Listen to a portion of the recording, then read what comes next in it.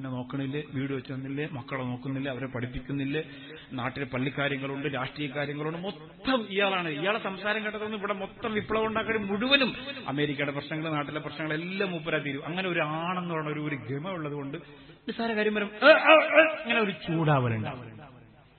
അത് നമ്മൾ കണ്ടില്ല എന്ന് വെച്ച് അഡ്ജസ്റ്റ് ചെയ്ത് പോയി കഴിഞ്ഞാൽ ഭയങ്കര രസമാണ് കുടുംബജീവിതം. അതങ്ങനെ ഇങ്ങോട്ട് ചൂടാകുമ്പോൾ നിങ്ങൾ തിരിച്ച് ഞാൻ ആരെന്നറിയോ, എന്റെ വാപ്പാരെ പേര് കരോട്ട കാതറന്ന അങ്ങനെ പറഞ്ഞ് അങ്ങോട്ട് തിരിച്ചടിക്കാൻ നിന്നാൽ ഭയങ്കര പ്രശ്നം ഉണ്ടാവും, ഭയങ്കര പ്രശ്നം ഉണ്ടാവും. അപ്പൊ അവിടെ ഒരു മയത്തിൽ പോകാൻ നമുക്ക് സാധ്യം. ഇത് നമുക്ക് നഷ്ടപ്പെട്ടു പോയി. തുറന്ന് സംസാരിക്കണം. ഭാര്യ ഭർത്താക്കന്മാര് സംസാരിക്കേണ്ടത് കല്യാണം കഴിഞ്ഞ ആദ്യത്തെ ഒരു വർഷം, ആദ്യത്തെ ഒരു 6 മാസം മാത്രമല്ല, മരിക്കോളം സംസാരിക്കണം എല്ലാ കാര്യങ്ങളും. പ്രസംഗത്തിന് പോയിട്ട് വന്നാൽ ഞാൻ പ്രസംഗത്തിന് പോയത്, ഷാദിയെ കണ്ടത്, പിന്നെന്താണ് ഭക്ഷണം കഴിച്ചത്, ഉസ്താദിന്റെ കൂടെ ഇരുന്ന് കഴിച്ചത്, സംഘാടകർ ഈ ഇറച്ചിയുടെ കാലെടുത്തുകൊണ്ട് പോയത്, അതൊക്കെ പറയാം. അതുപോലെ ഈ ഗ്രാമപ്രദേശത്ത് വന്നത്, കൂട്ടിക്കൽ വന്ന് പള്ളി കണ്ടത്, അവിടെ വെള്ളപ്പൊക്കം വീണ സ്ഥലം കണ്ടത്, അവിടുത്തെ സദസ്സിനെ കുറിച്ച് ഒക്കെ പറഞ്ഞു കൊടുക്കാം. അപ്പോൾ അവർക്കൊരു രസമാണ്. ഭർത്താവിന്റെ പരിഗണിക്കുന്നുണ്ടല്ലോ അൽഹംദുലില്ലാഹ്. എന്നിട്ട് അങ്ങോട്ട് അവിടുത്തെ വിശേഷം ചോദിക്കണം. അല്ല എന്റെ മൊത്തം പറഞ്ഞ് ഇനി കിടന്നുറങ്ങിക്കൂടി എന്ന് പറഞ്ഞ് കിടന്നുറങ്ങലല്ല, തിരിച്ചങ്ങോട്ട് ചോദിക്കും നിന്റെ വിശേഷങ്ങൾ പറയാം. അപ്പോൾ അവളിങ്ങോട്ട് പറയും, ഇന്നലെ മീൻ കിട്ടിയില്ലായിരുന്നു, കിട്ടിയ മീൻ കെട്ടതായിരുന്നു, ആകെ വലിയ പ്രശ്നമായിരുന്നു, ഭക്ഷണം കഴിച്ചില്ല, വലിയ സുഖം ഉണ്ടായില്ല, മോള് ഭയങ്കര വാശിയായിരുന്നു, മോന് ചെറിയ പനിയായിരുന്നു, അതൊക്കെ ചോദിക്കണം. അങ്ങനെ നീ സങ്കടപ്പെടേണ്ട, അള്ളാഹുവില്ല ഞാനില്ല എന്നൊക്കെ പറഞ്ഞ് അങ്ങനെ ചാർജ് ചെയ്ത് കൊണ്ടുവരണം. അല്ലാതെ ഇത് നിങ്ങൾ നിങ്ങളുടെ കാര്യം മാത്രം പറയാം, കഴിഞ്ഞു, അപ്പോഴേക്ക് എനിക്കൊരു നീ പോയാൽ എനിക്കറിയോ, അങ്ങനെയല്ല. ഒരു മയത്തിൽ അങ്ങനെ കേൾക്കാൻ മനസ്സില്ലെങ്കിലും സമയമില്ലെങ്കിലും മൊബൈലൊക്കെ ഓഫ് ചെയ്ത് വെച്ചിട്ട് കേൾക്കണം.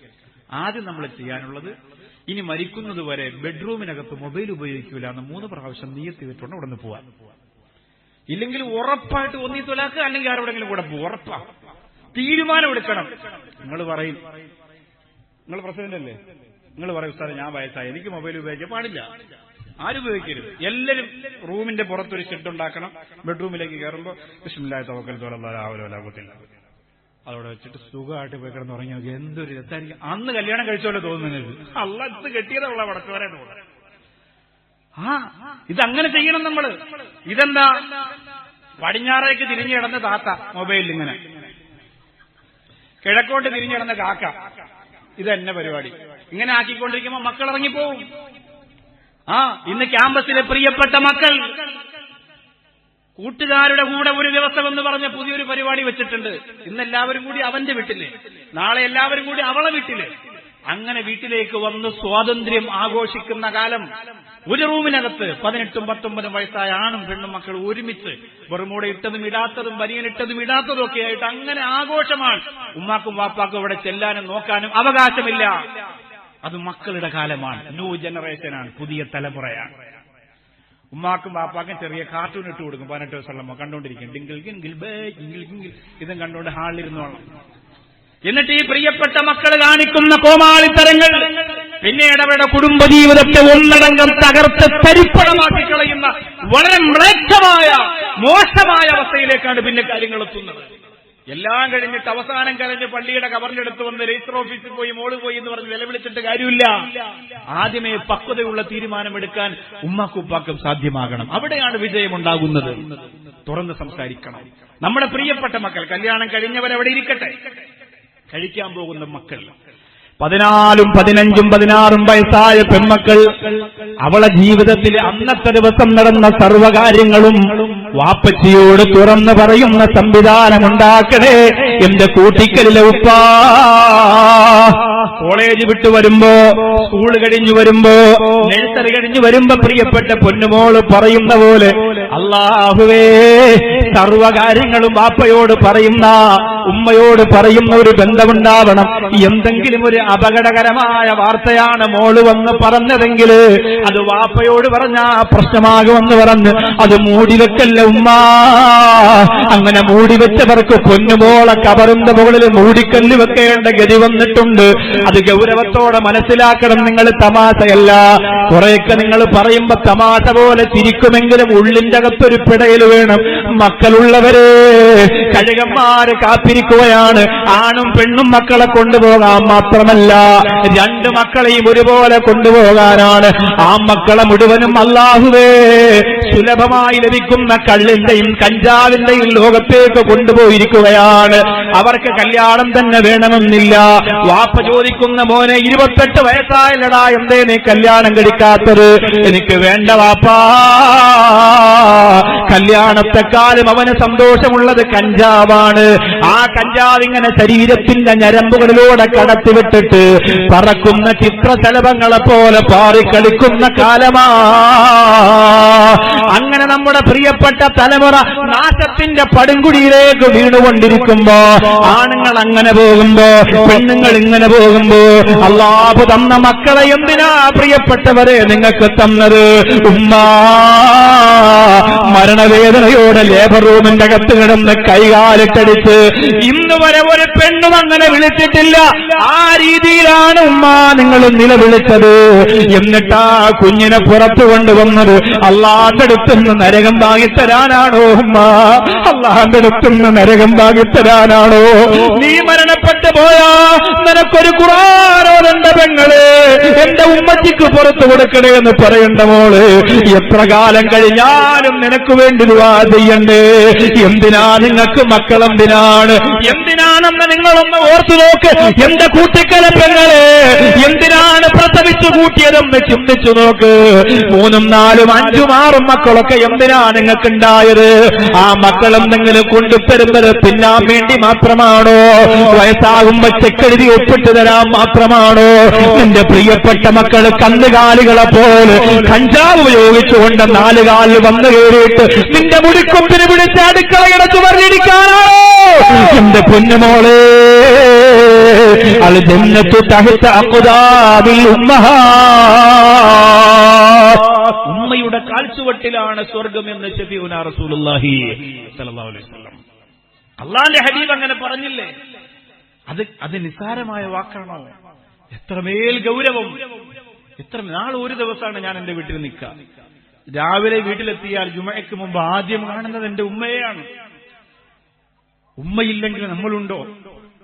ഉപ്പയില്ലെങ്കിൽ നമ്മളുണ്ടോ? ഞാൻ എന്തുകൊണ്ടാണ് നേരത്തെ സലീം സാഹിബിന്റെ കാര്യം പറഞ്ഞത്? ഉപ്പ എന്ന് പറഞ്ഞാൽ ഒരു സൗഹൃദ ബന്ധം പോലെ കൊണ്ടു നടന്നു. അൽഹംദുലില്ലാ, നമ്മൾ നമ്മളെ മക്കളെ സ്നേഹിക്കുമ്പോൾ കൂട്ടുകാരെ പോലെ നമുക്ക് പറയാം. പക്ഷെ ഒരു 10, 40, 50 വയസ്സൊക്കെ ആയ ഒരാൾ അവരുടെ ഉപ്പയെ കൂട്ടുകാരെ പോലെ ഇടപെട്ട് ജീവിച്ച അത്ര സ്നേഹം, അത്ര ഇഷ്ടം, അത് നഷ്ടപ്പെട്ടു പോയാൽ അവർക്ക് സഹിക്കാൻ കഴിയൂല. അതിന്റെ ഒരു ക്ഷീണം കുറെ കാലം പിന്നെ മുഖത്തും ശരീരത്തുണ്ടാവും. അത് സ്നേഹത്തിൻ്റെതാണ്, സങ്കടപ്പെടാനില്ല. പക്ഷെ അതുപോലെ ഇനി വരുന്ന തലമുറ ഉപ്പമാരോട് അങ്ങനെ കാണിക്കുമെന്നറിയില്ല.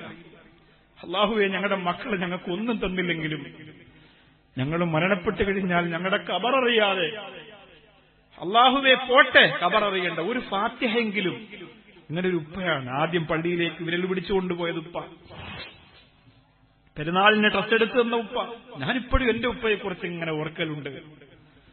കാരണം ഞങ്ങളൊക്കെ അന്ന് പെരുന്നാളിന്റെ അന്ന് ഒക്കെയാണ് നിസ്കാരം കഴിഞ്ഞ് വരുമ്പോഴാണ് ആദ്യമായിട്ടൊക്കെ ജ്യൂസൊക്കെ വാങ്ങിത്തരിക. അന്ന് ജ്യൂസിന്റെ ദിവസമാണ്. ഒരു പൈനാപ്പിൾ ജ്യൂസ് ഞങ്ങളുടെ ജംഗ്ഷനിൽ ഒരു കടയിലുണ്ടാവും. പെരുന്നാൾ കഴിഞ്ഞ് വരുമ്പോൾ ഉപ്പമാരും മക്കൾക്ക് അതിൽ നിന്ന് ഒരെണ്ണം വാങ്ങിക്കൊടുക്കും. അതിനു വേണ്ടിയിട്ട് നിസ്കാരം കഴിഞ്ഞാൽ ഇറങ്ങി ഓടും. പെട്ടെന്നത് കുടിക്കാനുള്ള കൊതി കൊണ്ടാണ്. എന്നിട്ട് ചായ കുടിക്കാൻ പോയാൽ, ഞാനും അനുജനും കൂടെ പോയാൽ ഉപ്പ എന്താ ചെയ്യാ? ഒരു ചായയാണ് വാങ്ങുക. 2 മക്കൾക്ക് കൂടി ഓരോ ചായ വാങ്ങിക്കൊടുക്കാനുള്ള സാമ്പത്തികം ഇല്ലാത്തതുകൊണ്ടാണ്, ദാരിദ്ര്യമാണ്.